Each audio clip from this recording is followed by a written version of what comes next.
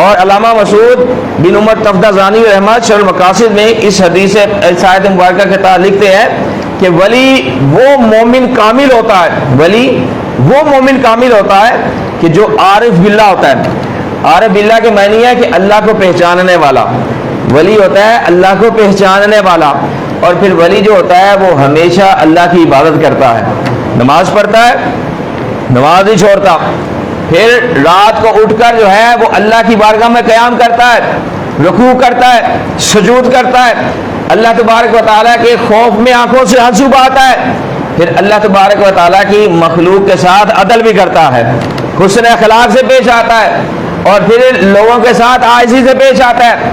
یہ نہیں کہ اللہ نے ولایت عطا فرما دی اور وہ اپنے آپ کو بڑا سمجھتا ہے، ایسا نہیں ہے۔ اللہ کے جو ولی ہوتے ہیں اپنے آپ کو بڑا نہیں سمجھتے ہیں، ہمیشہ اپنے آپ کو عاجز سمجھتے ہیں۔ یہ اللہ کے ولیوں کی نشانی ہوتی ہے۔ آج تو ہمارا یہ حال ہے کہ ہم 5 نمازیں پڑھ لیتے ہیں، 4 دن نمازیں پڑھ لیتے ہیں، قرآن مجید کی تلاوت کر لیتے ہیں، ذکر و اذکار کر لیتے ہیں، تو ہم سمجھتے ہیں کہ ہم بہت بڑے جو ہیں وہ متقی تقوی والے بن گئے۔ ایسا نہیں ہے۔ جنہوں نے ساری زندگی تقوی اختیار کیا، جنہوں نے ساری زندگی نمازیں پڑھی، جنہوں نے ساری زندگی قرآن مجید پر عمل کیا، جنہوں نے ساری زندگی ایمان والوں کو دین اسلام کی تبلیغ سکھائی، ایمان والوں کو تبلیغ کی، مسلمانوں کو تبلیغ کی، جو رائے راست سے ہٹے ہوئے تھے انہیں رائے راست کا راستہ دکھایا، جو کافر تھے انہیں مسلمان بنایا،